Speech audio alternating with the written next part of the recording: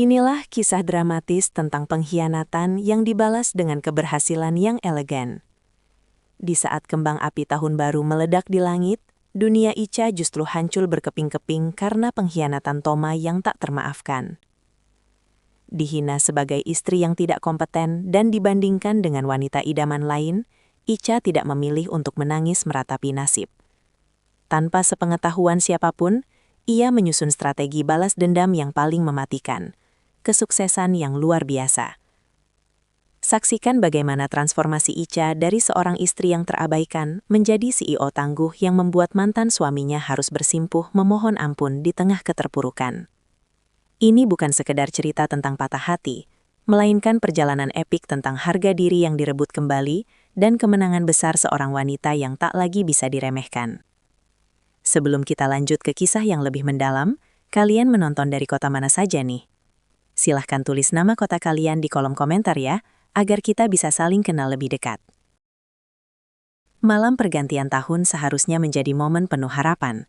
Namun bagi Icha, udara malam itu terasa jauh lebih dingin daripada biasanya. Di ruang makan yang telah ia hias dengan cantik, lilin-lilin aromatik mulai meleleh rendah, menciptakan bayangan panjang yang menari di atas taplak meja linen putih. Icha telah menghabiskan waktu berjam-jam di dapur untuk memasak menu favorit Toma. Setiap detail ia perhatikan dengan saksama. Mulai dari rasa saus yang pas, hingga tata letak alat makan yang sempurna.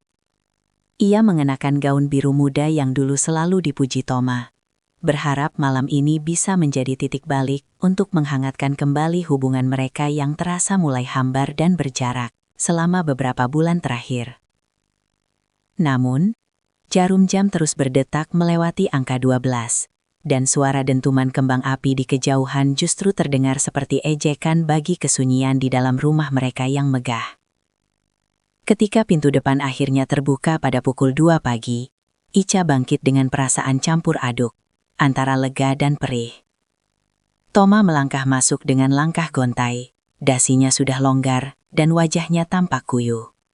Alih-alih pelukan hangat atau ucapan maaf karena melewatkan momen penting, Toma hanya melirik sekilas ke arah meja makan yang masih tertata rapi, tanpa menyentuh satupun hidangan. Saat pria itu berjalan melewati Icha, sebuah aroma asing merayap masuk ke indera penciuman Icha. Aroma parfum wanita yang manis dan tajam, sangat berbeda dengan wangi lavender yang biasa Icha gunakan. Ada sesuatu yang asing dalam tatapan Toma malam itu. Tatapan yang tidak lagi menemukan rumah di mata Icha. Tanpa kata, Toma masuk ke kamar dan meninggalkan Icha berdiri mematung di tengah ruang makan. Di bawah bising sisa-sisa kembang api yang meredup di langit Jakarta, Icha merasakan kehampaan yang luar biasa merambat di dadanya. Menyadari bahwa tahun yang baru ini mungkin tidak membawa kebahagiaan, melainkan awal dari badai yang akan memporak-porandakan dunianya. Badai yang Icha rasakan bukan sekadar firasat, melainkan luka yang kian nyata saat ia menatap punggung Toma yang tertidur lelap tanpa rasa bersalah sedikit pun. Pagi pertama di tahun yang baru menyapa dengan sinar matahari yang terasa menyengat, kontras dengan suasana hati Icha yang masih membeku. Ketika Toma sedang membersihkan diri di kamar mandi, sebuah getaran konsisten dari atas nakas memecah keheningan kamar. Ponsel Toma yang biasanya selalu berada dalam genggaman sang suami, kini tergeletak begitu saja. Icha mendekat dengan tangan gemetar. Keraguan besar sempat menahan jemarinya. Namun dorongan untuk mencari kebenaran jauh lebih kuat. Layar ponsel itu menyala, menampilkan serentetan notifikasi dari sebuah nama yang asing, namun seketika membekas di ingatan. Dea. Pesan-pesan yang muncul di layar kunci itu tidak lagi bisa dianggap sebagai urusan pekerjaan biasa. Kalimat-kalimat penuh perhatian, ungkapan kerinduan, hingga foto sebuah buket bunga yang dikirimkan Dea dengan keterangan, "Terima kasih untuk malam tahun baru yang indah," menjadi bukti telak yang menghantam jantung Icha. Setiap kata terasa seperti sembilu yang menyayat ketenangan batinnya. Icha segera meletakkan kembali ponsel tersebut saat mendengar suara kucuran air berhenti, berusaha mengatur napasnya yang sesak agar tidak terlihat mencurigakan. Ia harus bersikap tenang. Meski di dalam kepalanya ribuan pertanyaan mulai berkecamuk dan menciptakan kebisingan yang menyakitkan. Sepanjang sarapan yang sunyi, Icha memperhatikan gerak-gerik Toma dengan perspektif yang berbeda. Ia melihat bagaimana suaminya tersenyum sendiri menatap ponsel, sebuah senyuman yang sudah lama tidak pernah diberikan kepadanya. Ica menyadari bahwa selama ini ia telah menjadi istri yang terlalu penurut hingga kehilangan jati dirinya. Kesadaran itu membawa kepedihan mendalam, namun sekaligus memercikkan api kecil dalam jiwanya. Ia bukan lagi Ica yang hanya bisa diam meratapi nasib. Ada kekuatan yang mulai bangkit dari balik rasa kecewa itu. Sambil menggenggam erat pinggiran meja, Ica berjanji pada dirinya sendiri bahwa rahasia yang mulai terkuak ini adalah awal dari sebuah rencana besar untuk mengambil kembali harga diri yang telah diinjak-injak. Rencana besar untuk mengambil kembali harga diri itu membawa Ica berdiri di depan cermin besar di sudut kamar yang selama ini terasa seperti penjara emas baginya. Ia menatap pantulan dirinya dengan saksama, menyadari betapa banyak perubahan yang terjadi sejak ia memutuskan untuk berhenti berkarier demi mendukung ambisi Toma. Wajahnya tampak pucat tanpa riasan, dan binar ambisi yang dulu selalu terpancar saat ia memenangkan kompetisi desain di bangku kuliah, kini telah padam, digantikan oleh gurat kelelahan seorang wanita yang hanya dikenal sebagai istri Toma. Selama bertahun-tahun, ia telah memangkas sayapnya sendiri agar suaminya bisa terbang lebih tinggi, memastikan setiap kemeja terlicin sempurna dan setiap hidangan tersaji hangat, tanpa pernah bertanya kapan giliran mimpinya untuk diwujudkan. Kesadaran akan pengorbanan yang sia-sia itu terasa lebih menyesakan daripada pengkhianatan itu sendiri. Ica membuka laci meja rias yang paling bawah, mengambil sebuah buku sketsa usang yang permukaannya sudah tertutup debu tipis. Lembar demi lembar ia buka, menampilkan rancangan busana dan strategi bisnis yang pernah ia susun dengan penuh semangat sebelum pernikahan mengubah prioritasnya secara total. Ia teringat bagaimana dulu ia bermimpi membangun label fashion mandiri, sebuah cita-cita yang terkubur dalam-dalam di bawah tumpukan rutinitas domestik yang membosankan. Ica merasa sangat bodoh karena telah membiarkan dunianya menyempit hanya seluas dinding rumah ini, sementara Toma di luar sana justru memperluas dunianya bersama orang lain. Konflik batin itu memuncak saat ia mendengar suara tawa Toma dari ruang tengah, suara yang kini terdengar seperti lonceng peringatan bahwa waktunya telah habis. Ica tidak boleh terus-menerus menjadi bayang-bayang di balik kesuksesan pria yang tidak lagi menghargainya. Kehampaan yang selama ini menghantui setiap sudut hatinya, kini mulai terisi oleh tekad yang membaja. Ia menutup buku sketsa itu dengan mantap, bukan untuk menyimpannya kembali, melainkan untuk menjadikannya fondasi kebangkitan. Ica bersumpah bahwa mulai detik ini, ia akan merakit kembali kepingan dirinya yang hilang dan membuktikan bahwa kecantikan serta kecerdasannya tidak akan pernah bisa dipadamkan oleh pengabaian siapapun. Tekad membaja yang mulai tumbuh dalam sanubari Ica segera diuji ketika sebuah undangan fisik berwarna emas tergeletak di meja ruang tamu, mengundang mereka ke perayaan tahunan perusahaan tempat Toma menjabat sebagai manajer senior. Biasanya, Ica akan merasa cemas dan menghabiskan waktu berhari-hari hanya untuk memastikan penampilannya tidak mempermalukan suaminya. Namun kali ini tujuannya berbeda. Ia hadir sebagai pengamat yang tajam. Dengan balutan gaun hitam sederhana yang elegan, Ica melangkah masuk ke aula hotel berbintang itu, menggandeng lengan Toma yang tampak sedikit kaku dan tidak nyaman. Aroma ruangan yang dipenuhi wangi bunga lili dan denting gelas kristal tidak mampu mengalihkan fokus Ica dari mencari satu sosok yang selama ini menghantui pikirannya melalui layar ponsel. Keadaan menjadi semakin tegang ketika seorang wanita dengan gaun merah menyala menghampiri mereka dengan langkah percaya diri yang sangat terlatih. Wanita itu adalah Dea, sosok yang selama ini menjadi pusat perhatian Toma di luar rumah. Ica memperhatikan dengan saksama bagaimana binar mata Toma berubah seketika, menjadi lebih hidup dan penuh energi. Sebuah ekspresi yang sudah bertahun-tahun hilang saat pria itu berada di hadapan istrinya. Interaksi di antara mereka berdua terasa begitu luas, penuh dengan lelucon internal yang hanya dipahami oleh mereka. Sementara Ica dibiarkan berdiri di samping seperti tamu tak diundang dalam kehidupan suaminya sendiri. Setiap sentuhan ringan yang tidak sengaja pada lengan baju Toma dan cara Dea tertawa sambil sedikit condong ke arah suaminya menjadi pemandangan yang membakar hati Ica. Namun, alih-alih meledak dalam kemarahan yang memalukan, Ica memilih untuk memasang senyum paling tenang yang pernah ia miliki. Ia merekam setiap detail pengkhianatan terselubung itu dalam ingatannya, menjadikannya bahan bakar untuk langkah-langkah selanjutnya. Ia menyadari bahwa rutinitas membosankan sebagai istri yang pasif harus segera diakhiri. Di tengah keriuhan pesta yang gemerlap, Ica justru merasa telah mengambil satu langkah maju menuju kebebasannya. Karena kini ia tidak lagi meraba dalam kegelapan. Musuhnya sudah berada tepat di depan mata. Musuh yang berada tepat di depan mata memberikan Ica perspektif baru yang lebih waspada. Membuatnya tidak lagi bisa menutup mata terhadap kejanggalan sekecil apapun di dalam rumah mereka. Keesokan harinya, saat Thomas sedang terburu-buru berangkat kerja dan meninggalkan jasnya tersampir di kursi, Ica merasakan dorongan kuat untuk memeriksa saku pakaian tersebut. Dengan jemari yang lebih stabil dibandingkan hari sebelumnya, ia merogoh saku bagian dalam dan menemukan selembar kertas kecil yang terlipat rapi.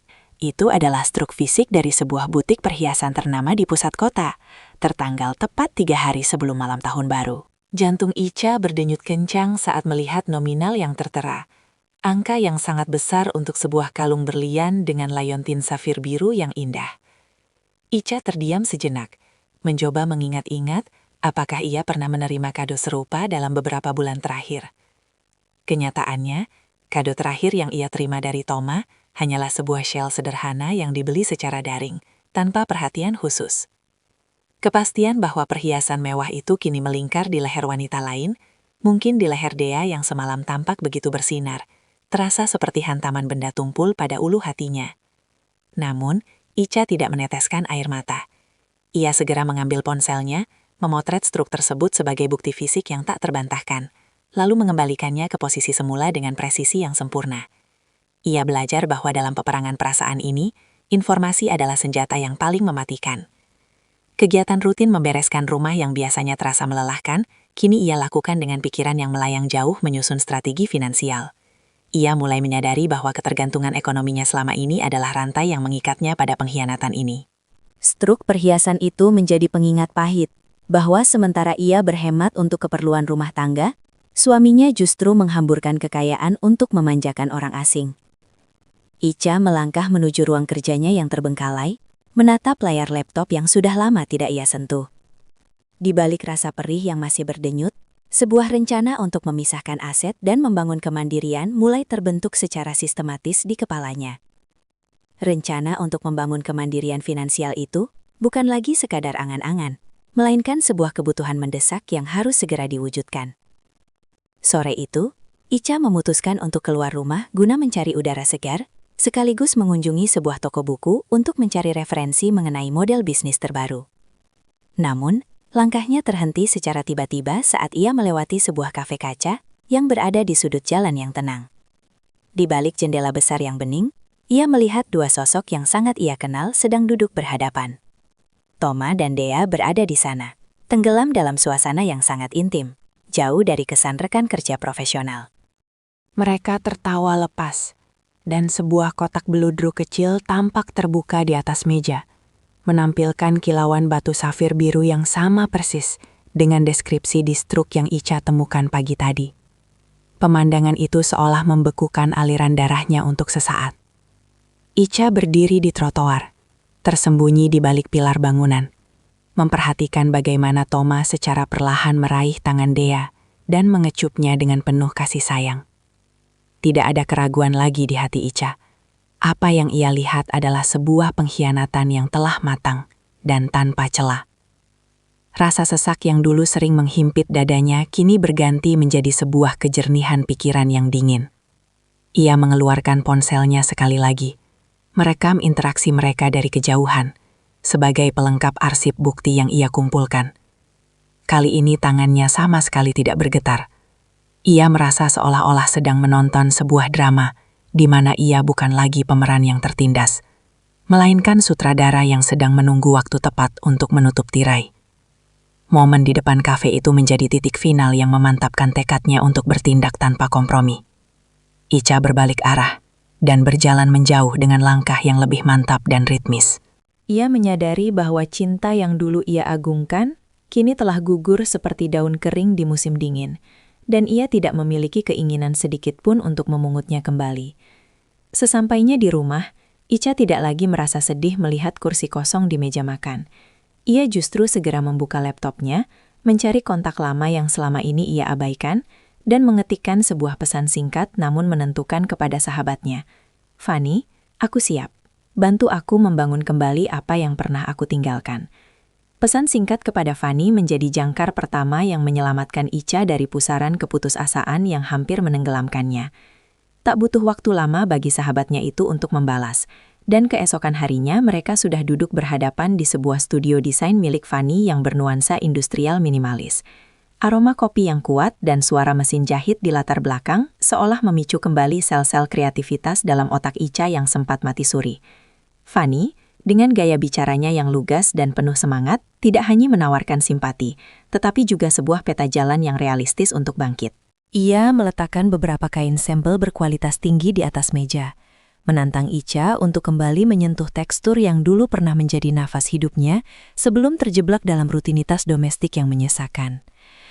Namun, di tengah bimbingan Fanny, Icha masih merasakan sisa-sisa keraguan yang berdenyut di sudut hatinya, sebuah konflik antara logika yang menuntut keadilan dan hati yang masih menyimpan memori masa lalu. Ada saat-saat di mana ia teringat janji-janji manis Toma di awal pernikahan mereka, membuat jemarinya ragu saat hendak menggoreskan sketsa pertama. Fanny yang menyadari kegelisahan itu, segera menggenggam tangan Icha, meyakinkannya bahwa rasa takut adalah hal yang wajar, namun tidak boleh menjadi pengemudi dalam perjalanan hidupnya. Icha mulai menyadari bahwa proses penyembuhan ini tidak akan berjalan instan. Ia harus belajar memaafkan dirinya sendiri terlebih dahulu karena telah membiarkan orang lain memegang kendali atas kebahagiaannya. Pertemuan itu berakhir dengan sebuah kesepakatan rahasia untuk memulai proyek kolaborasi busana muslim modern yang elegan namun berani. Icha mulai membagi waktunya dengan sangat ketat, berpura-pura menjadi istri yang patuh saat di rumah, sementara otaknya terus bekerja, menggodok strategi pemasaran dan konsep produk. Ia belajar untuk menyembunyikan binar matanya yang kembali hidup agar Toma tidak menaruh curiga. Setiap sketsa yang ia selesaikan bukan hanya sekedar gambar baju, melainkan simbol pembebasan diri. Di balik pintu studio Fanny, Icha perlahan bertransformasi, menyusun kepingan demi kepingan kepercayaan dirinya yang sempat hancur, bersiap untuk menghadapi badai yang lebih besar dengan fondasi yang jauh lebih kokoh. Fondasi yang jauh lebih kokoh itu kini menjadi satu-satunya pelindung Icha saat suasana di rumah berubah menjadi medan perang mental yang semakin menekan. Toma, yang merasa telah berhasil menyembunyikan rahasianya, justru mulai kehilangan rasa hormat dan seringkali melontarkan perkataan yang merendahkan martabat Icha sebagai istri. Puncaknya terjadi pada suatu malam, ketika mereka sedang duduk di ruang keluarga. Toma mengeluhkan penampilan Icha yang dianggapnya terlalu sederhana dan tidak lagi menarik untuk dipandang. Dengan nada angkuh, ia mulai menyebut-nyebut nama Dea sebagai standar wanita ideal, memuji kecerdasan dan kemandirian rekan kerjanya itu di depan wajah Icha secara langsung. "Kamu harus lihat bagaimana Dea membawa dirinya di kantor," ucap Toma dengan nada sinis. "Dia punya visi, mandiri, dan tidak hanya menghabiskan waktu di dalam rumah sepertimu." Mendengar perbandingan yang begitu rendah tersebut, Icha hanya terdiam sambil terus memegang cangkir tehnya. Meski di dalam hati, ia merasa harga dirinya sedang diinjak-injak dengan sengaja. Kata-kata Toma seolah menjadi konfirmasi bahwa pria ini memang tidak lagi layak mendapatkan kesetiaannya. Namun alih-alih menangis atau membela diri dengan emosi yang meledak, Icha justru menelan semua kepahitan itu sebagai obat penguat tekad. Ia membiarkan Toma merasa menang dalam argumen tersebut, membiarkan suaminya percaya bahwa ia masihlah wanita lemah yang tidak berdaya tanpa sokongan finansial darinya. Icha tahu bahwa setiap hinaan yang keluar dari mulut Toma adalah bahan bakar yang akan membuatnya berlari lebih cepat menuju keberhasilan. Perang dingin ini membuat Icha semakin lihai dalam memainkan perannya sebagai istri yang tidak kompeten di mata Toma. Setiap kali suaminya merendahkannya, Icha justru semakin giat berkoordinasi dengan Fanny melalui pesan-pesan terenkripsi di ponsel cadangannya. Ia menyadari bahwa Toma sedang memicu api yang akan membakar dirinya sendiri di masa depan. Di balik wajahnya yang terlihat pasrah, Icha sedang menghitung hari dan memastikan bahwa saat-saatnya tiba nanti, ia akan berdiri di puncak kesuksesan yang bahkan tidak akan pernah bisa dicapai oleh Dea ataupun Toma. Hinaan itu kini tidak lagi menyakitinya, melainkan menjadi melodi penyemangat yang mengiringi setiap langkah rahasianya menuju gerbang kemerdekaan diri. Melodi penyemangat yang mengiringi setiap langkah rahasia itu akhirnya mewujud dalam bentuk sebuah platform digital yang Icha bangun dengan kerahasiaan tingkat tinggi. Di sela-sela waktu saat Thomas sibuk dengan dunianya di luar, Icha mengubah sudut kecil di ruang kerjanya menjadi pusat kendali bisnis daring yang ia beri nama Lazuardi Signature. Di bawah bimbingan strategis dari Fanny, ia mulai mengunggah koleksi hijab dan tunik perdananya yang mengusung konsep kemandirian perempuan. Icha memilih untuk tidak menggunakan wajahnya sendiri sebagai model demi menjaga kerahasiaan. Namun, sentuhan desainnya yang unik dan bercerita segera menarik perhatian para peselancar dunia maya. Tak disangka, hanya dalam hitungan hari sejak peluncuran perdana, notifikasi pesanan mulai masuk silih berganti, menciptakan irama baru yang jauh lebih merdu daripada sekadar suara keluhan suaminya. Keuntungan pertama yang masuk ke rekening pribadinya, rekening yang tidak pernah diketahui oleh Thomas, terasa seperti tetesan air di padang pasir yang sangat gersang. Nominalnya mungkin belum sebanding dengan gaji suaminya, namun bagi Icha, setiap rupiah itu adalah simbol kemerdekaan dan bukti bahwa ia masih memiliki taring di dunia profesional. Ia mulai belajar mengelola arus kas, memahami algoritma pemasaran, dan menjalin komunikasi dengan para pelanggan setianya sambil tetap memakai daster dan menyiapkan keperluan rumah tangga seperti biasa. Kontras antara identitasnya sebagai istri yang tidak berdaya di hadapan Thomas dan posisinya sebagai CEO muda yang sedang naik daun menciptakan sebuah adrenalin yang membuatnya tetap terjaga di tengah malam. Keberhasilan awal ini memberikan dorongan kepercayaan diri yang luar biasa bagi Icha untuk mulai memisahkan aset-aset berharganya secara perlahan namun sistematis. Ia tidak lagi merasa cemas saat melihat Thomas menghamburkan uang untuk Dea, karena ia tahu bahwa ia sedang membangun fondasi ekonomi yang jauh lebih kuat dan stabil.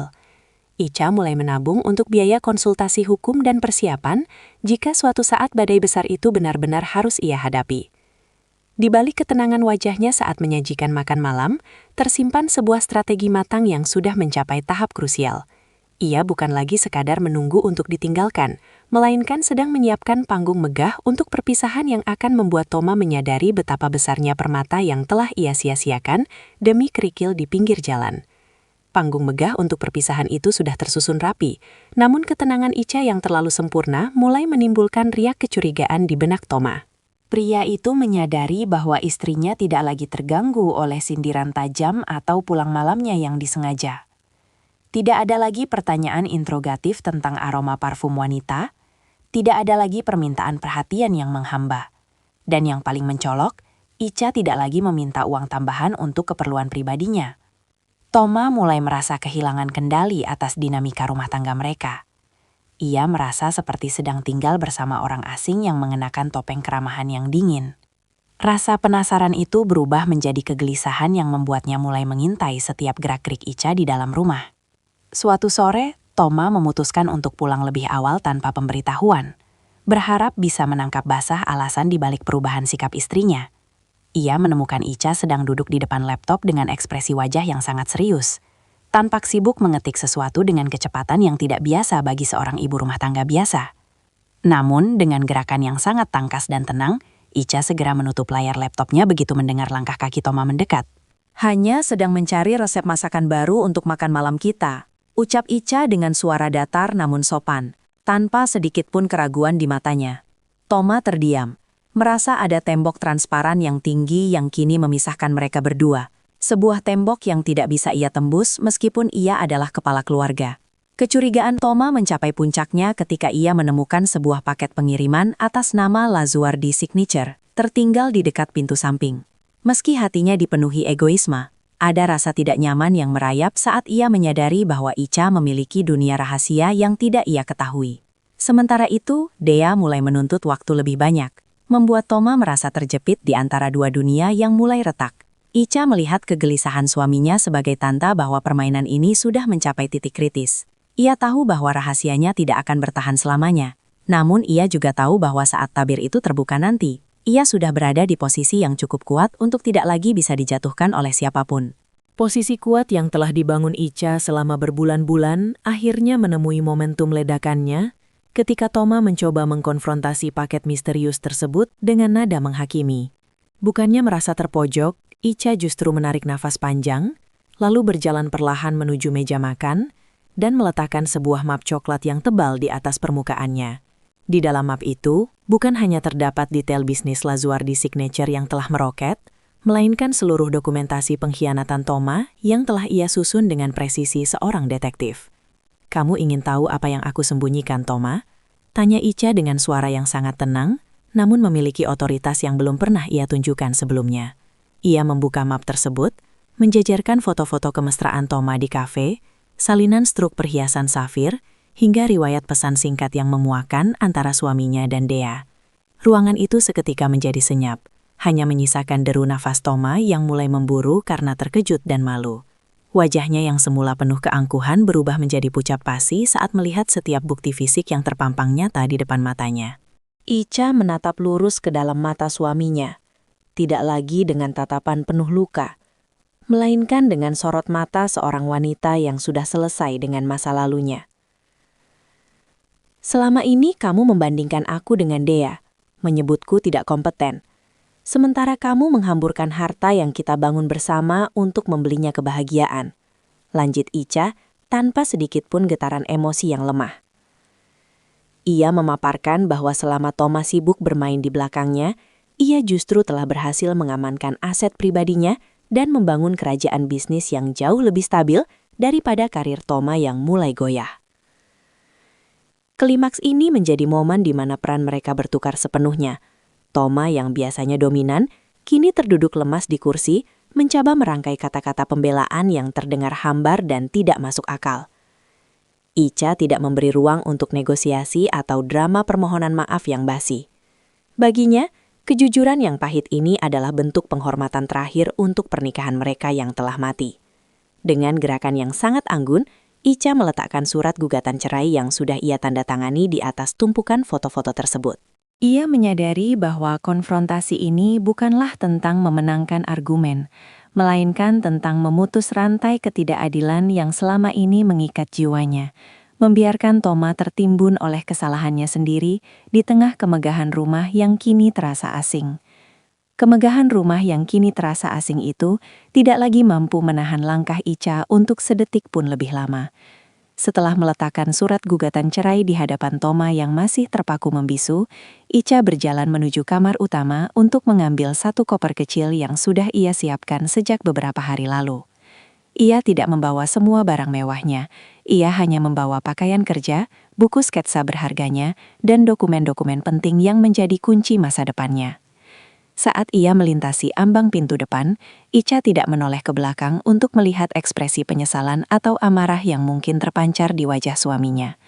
Baginya, setiap jengkal lantai di rumah itu kini hanya menjadi saksi bisu dari pengabdian yang tidak dihargai, dan ia sudah cukup dengan itu semua. Malam itu, Ica memilih untuk menetap di sebuah apartemen studio sederhana namun nyaman yang letaknya berdekatan dengan gudang produksi bisnisnya. Meskipun tempat tinggal barunya jauh lebih kecil dibandingkan rumah besar yang ia tinggalkan, Ica merasakan aliran oksigen yang jauh lebih lega masuk ke paru-parunya. Untuk pertama kalinya dalam bertahun-tahun, ia tertidur tanpa harus menunggu suara mesin mobil Toma di garasi atau mencemaskan aroma parfum asing pada kerah baju pria itu. Ia terbangun di pagi hari dengan status baru sebagai wanita mandiri yang memegang kendali penuh atas hidupnya sendiri. Kesunyian di apartemennya bukan lagi tanda kesepian, melainkan sebuah kedamaian yang sangat ia dambakan. Langkah pertama di awal hidup baru ini ia awali dengan mengunjungi kantor pengacara untuk memastikan proses hukum berjalan tanpa hambatan. Ica menyadari bahwa memulai kembali dari titik ini akan penuh dengan tantangan, terutama dengan nama baik yang harus ia jaga di tengah proses perceraian yang mungkin akan menjadi konsumsi publik. Namun, melihat grafik penjualan Lazuardi Signature yang terus merangkak naik di layar ponselnya, keraguan itu sirna seketika. Ia kini menyadari bahwa kemewahan yang sesungguhnya bukanlah perhiasan safir pemberian suami, melainkan kemampuan untuk berdiri di atas kaki sendiri tanpa rasa takut akan hari esok. Kemampuan untuk berdiri di atas kaki sendiri tanpa rasa takut akan hari esok diuji ketika tantangan operasional pertama menghantam bisnisnya yang baru seumur jagung. Sebuah kendala pada rantai pasokan kain utama sempat menghambat proses produksi koleksi terbatas Ica. memaksanya untuk terjun langsung ke pasar tekstil hingga larut malam demi mencari solusi. Namun, berbeda dengan dulu saat ia hanya bisa meratapi masalah di dalam kamar, kini Icha menghadapi setiap hambatan dengan ketangkasan seorang pemimpin. Ia bernegosiasi dengan para vendor baru, memutar otak untuk mengefisiensikan anggaran, dan justru berhasil menemukan material yang jauh lebih eksklusif dengan harga bersaing. Kelelahan fisik yang ia rasakan tertutup oleh kepuasan batin yang luar biasa saat melihat karyanya mulai dipakai oleh tokoh-tokoh berpengaruh di media sosial. Sementara itu, di sisi lain kota, kehidupan Toma mulai kehilangan porosnya dengan kecepatan yang mengerikan. Tanpa kehadiran Icha yang selama ini mengatur segala detail rumah tangga dengan teliti, rumah besar itu segera berubah menjadi tempat yang berantakan dan suram.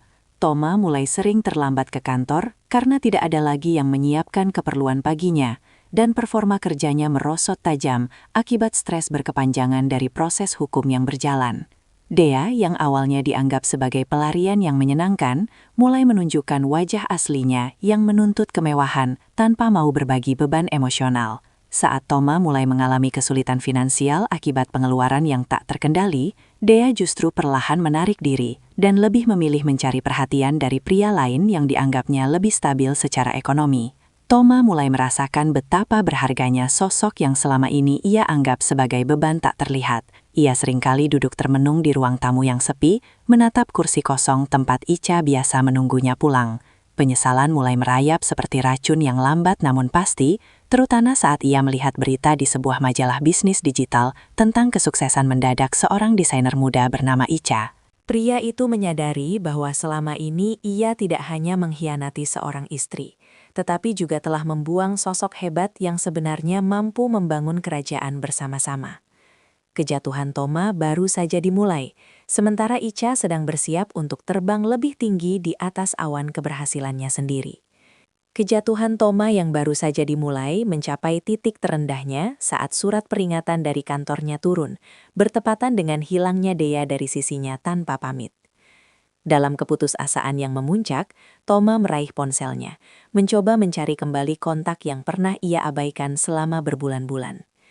Ia menelpon Icha berkali-kali dengan suara serak, berharap masih ada sisa-sisa kelembutan di hati wanita itu yang bisa ia manfaatkan untuk menyelamatkan harga dirinya yang hancur. Namun, panggilan-panggilan itu tidak pernah dijawab secara langsung. Icha hanya merespons melalui pesan singkat yang dikirimkan oleh asisten pribadinya, mengarahkan segala bentuk komunikasi terkait urusan pribadi maupun hukum kepada tim pengacaranya. Puncaknya, Toma nekat mendatangi kantor pusat Lazuardi Signature yang kini menempati gedung perkantoran prestisius. Ia berdiri di lobi yang megah, merasa sangat kecil di tengah kesibukan staf yang berlalu lalang dengan penuh energi. Saat pintu lift terbuka, sosok Icha muncul dengan penampilan yang benar-benar berbeda. Ia mengenakan setelan blazer berwarna krem yang tajam, rambutnya tertata rapi, dan cara berjalannya memancarkan wibawa yang tak tergoyahkan. Toma mencoba menghampirinya dengan raut wajah memelas, namun Icha hanya berhenti sejenak, menatapnya dengan pandangan netral seolah-olah Toma adalah orang asing yang kebetulan berpapasan di jalan.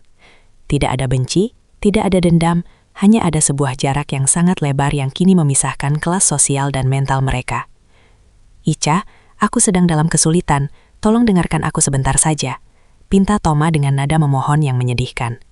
Icha hanya memberikan senyum tipis yang sopan namun sangat berjarak, sebuah senyum yang dulu sering ia berikan pada tamu-tamu asing. Ia tidak membiarkan emosinya tersulut oleh drama pria yang pernah menjadi pusat dunianya itu. Icha menyadari bahwa pria di hadapannya hanyalah sebuah bayang-bayang dari masa lalu yang sudah tidak memiliki tempat di masa depannya yang cerah. Tanpa mengucapkan satu patah kata pun yang kasar, Icha melanjutkan langkahnya menuju mobil yang sudah menunggu. Meninggalkan Toma yang terpaku menyadari bahwa ia telah kehilangan akses selamanya ke hati wanita yang kini telah menjadi ratu di kerajaannya sendiri. Masa lalu yang sudah tidak memiliki tempat di masa depannya itu benar-benar terkunci rapat di belakang punggung Icha saat ia meluncur menuju bandara untuk menghadiri peragaan busana internasional pertamanya. Keberhasilan Lazuardi Signature tidak lagi hanya menjadi pembicaraan di tingkat nasional, melainkan mulai menarik minat para kurator mode di Paris. Di dalam kabin pesawat kelas bisnis yang tenang, Icha menyesap teh hangatnya sambil memandang hamparan awan dari balik jendela. Merenungkan betapa jauh ia telah melangkah hanya dalam waktu 1 tahun. Ia teringat bagaimana awal tahun lalu ia hanya bisa menangis di bawah cahaya kembang api. Namun kini, ia adalah sosok yang menentukan tren dan memberikan lapangan pekerjaan bagi ratusan orang lainnya.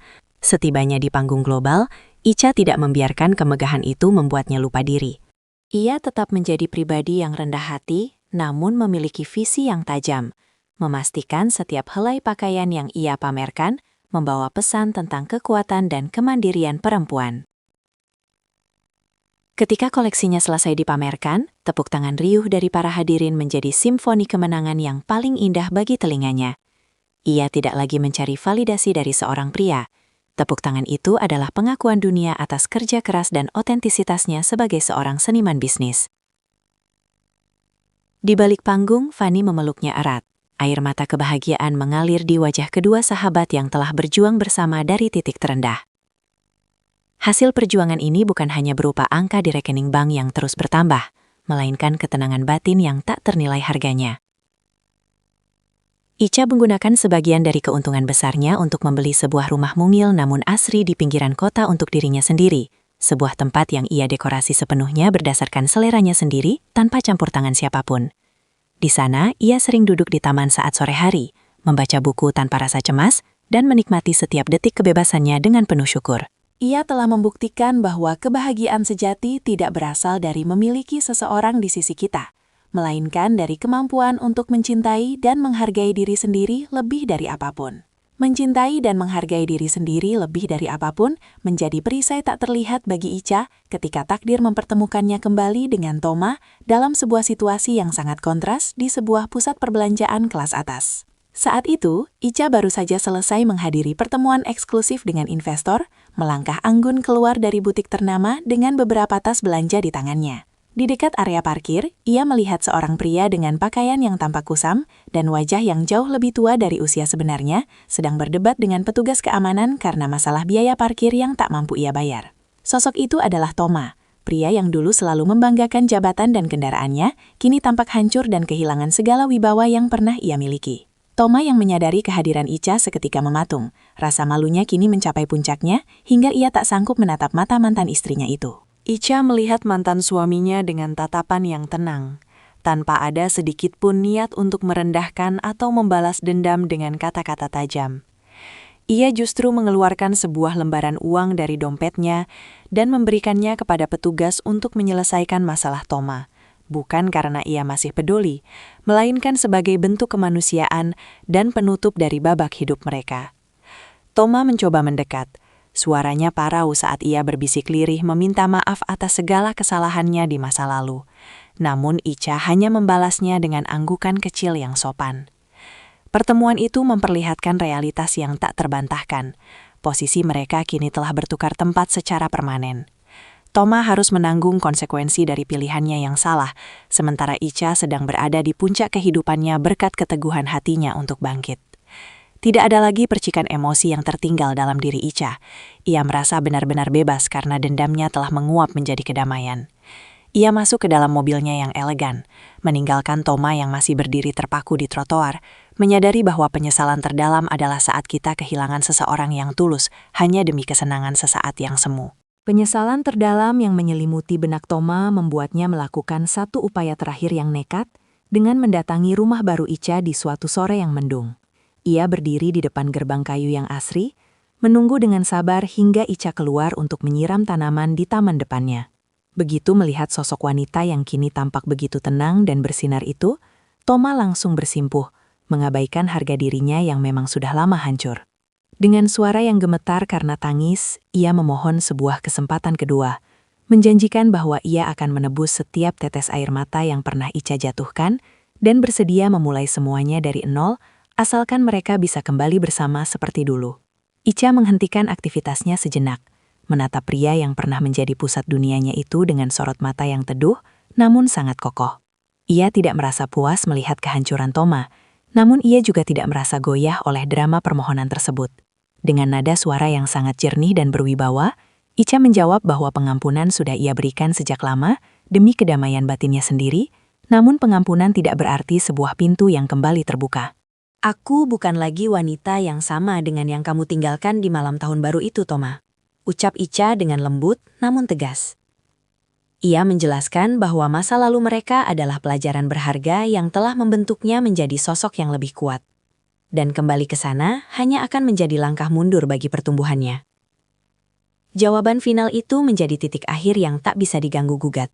Sebuah pernyataan tentang harga diri wanita yang sudah benar-benar pulih. Ica menyampaikan bahwa kebahagiaannya saat ini dibangun di atas fondasi kemandirian dan rasa syukur, bukan di atas validasi atau janji-janji manis pria manapun. Ia menutup pembicaraan itu dengan mendoakan agar Toma bisa menemukan jalan untuk memperbaiki hidupnya sendiri, tanpa harus bergantung pada kehadiran orang lain sebagai penopang.